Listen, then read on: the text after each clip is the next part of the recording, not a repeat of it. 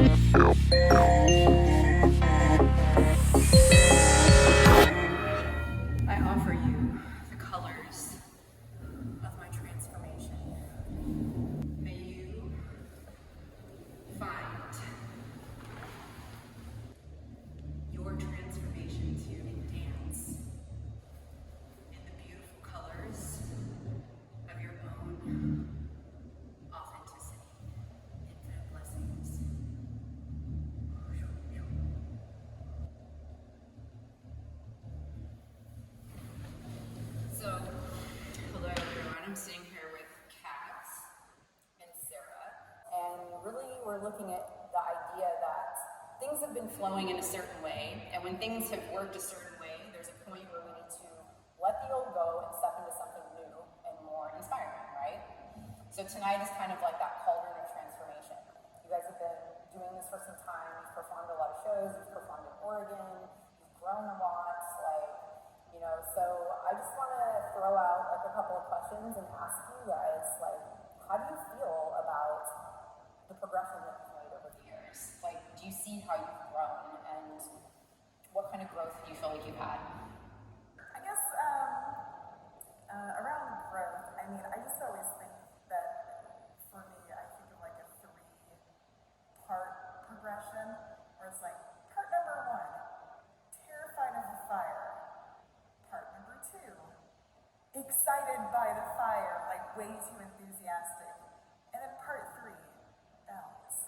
Because I remember like, at first, I really wanted to do it, but fire was loud, and it was like, I would have everything like way out in front of me, and that, even though you were teaching me, it was still like this fear, and I didn't want to I was just really afraid, even though I was like, wanting to do this. And then, when I got really excited, like one time I drop kicked my staff and threw it across the thing, and I was like, okay, that was too much. But then you start, I think like the ego really takes over at that point. And then the balance, you like swing back around, you're like, okay, like I'm fine having a fight, if I burn my hair, I'm like, okay, that happened. Like it's, but like I remember I used to have all these like flowers in my hair, I was like, gotta protect my hair, this is me, So now I'm like, okay. Do you remember a point where, like, I like that, the 3-part progression, like, afraid of the fire, too excited, into, like, balance. So was there anything for you that marked the transition from, like, the last part, this part 2 to part 3, into the balance? What helped you find balance? I don't even know. I think it was just, I don't even know, because I can definitely think between 1 and 2. I remember burning my hand pretty bad at one of the gigs when I was safety. And I think after that I was like, well, it can't get any worse than that. And it kind of was like, okay, I've had something traumatic happen, and it wasn't so bad. Like, everything worked out. I don't know between 2 and 3. I'd have to think about it. So it just happened from, like, being in it and doing it, and somewhere you realized, like, oh, I've relaxed into this a little bit, and I'm feeling comfortable. Yeah. Kind of like, yeah, I think the ego kind of just calms down and goes, it's all good. Like, it's not like, oh my God, I'm a god, I can like handle this. Like, I'm a regular person and I can handle it. Exactly. And then you had the things like you said, you drop kicked the staff and you burned your hand, and I know there was the hair burning incident as well. So like, there was a couple things that happened that probably, while you were in the ego phase of it, that helped you kind of like humble your ego a little bit, and then be like, oh, well, I actually handled that like a pro. Like, I handled that really well. Yeah, and I think it's almost kind of like the opposite, where that's like messing up kind of like brings you back down. Like dropping a prop during a performance, then it's like, oh, okay, I'm still human, I need to remember that. Like, it's okay to not be perfect. It's totally okay to not be perfect.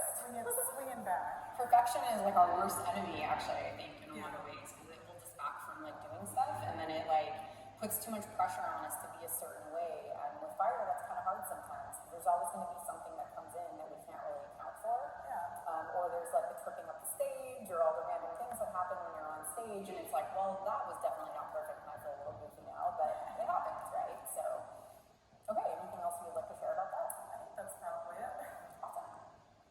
I like the pendulum swinging and coming back and finding balance. I think that kind of resonates with me too. To kind of build on that question about when did the transformation occur, or what made it. It's really hard to say when those transformations occur from step to step, because it's kind of like those cliches you say, like that it'll happen when you just stop thinking about it, because that's kind of how it was. When I was just really dead set on getting this move or memorizing this thing, the harder I tried to focus and force it, the less it would work sometimes, or a lot of the time. And it was a lot of times the letting go and the relaxing, or whether I wanted to or tried to or not, that just the next time you picked it up, or the next time we got together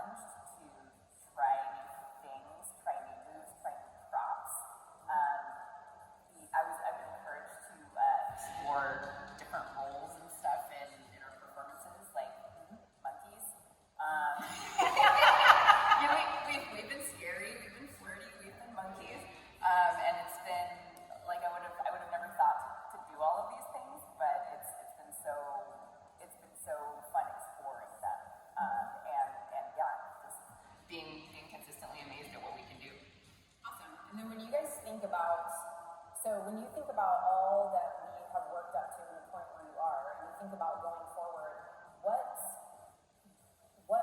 do you want to focus on? Like, what direction do you want to go? And I realize that you probably don't have like a really sorted answer because I'm just popping this on you, and I did email you guys questions, which you can think about it more later. But just off the cuff, like, what, where would you like to go with this? Like, what would you see? What would be fun? And what do you feel like you still want to work on in regards to all of it? I went first last time. Would you like to go first this time? Or? Off the cuff, not a deeply thought out answer.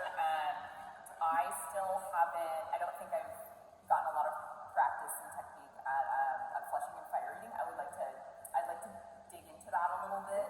Like we've scratched the surface, but I would like to try a little more of it because it's that next step with the fire. It's a little closer, it's more contact. Like you said, we're not scared of it anymore, and so I feel like it's a natural time for that.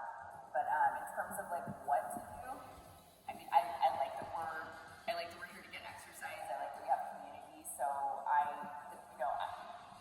can do stuff alone on my own, but the group things and the partner stuff is what's a big draw for me because I can't do that alone. It's so cool to have people to play off of, and like weird and funky and exploratory is totally fine. Like I have a boring day job. Like this is what I do to blow off steam and not be in spreadsheets and on computers. So like yeah, in the future I'd be interested in exploring different creative weird stuff maybe.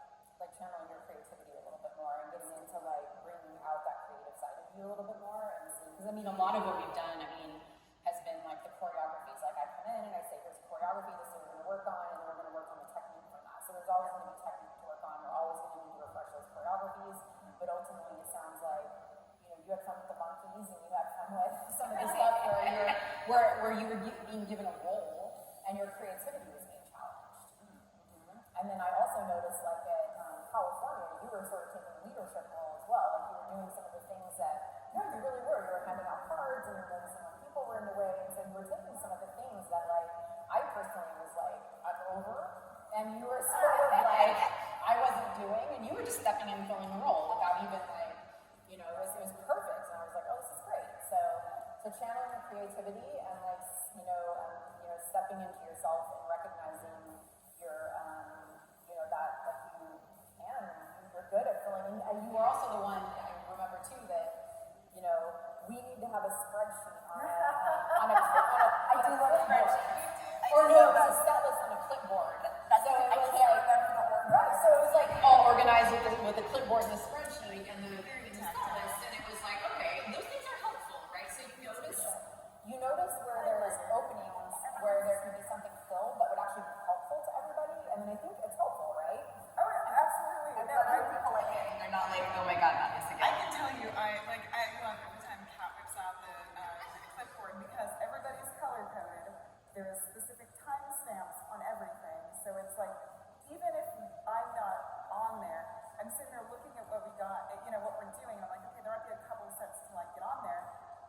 Can I help somebody if they need me? Because I can tell everybody, and like, oh, they may have a super quick transition. Maybe I can bag them, check with them first, usually before everything runs. So things just, it really like helps make everything run smoothly. And just kind of like do those like little helping people out, Okay, so what about you? What about like your direction and what you're feeling like you'd like to work on? I mean, I think what I want to work on, I was trying to think how to like word it correctly, but couple things. I thought one thing to work on would be like recovery on the cross drop, just because it always happens. And I know like you've always said to like do a cartwheel all the time. You're like, oh, do a cartwheel when something drops, make it silly. But like maybe we could play around with that idea. Like what else could we do? Because stuff is gonna go wrong. So like working through those situations before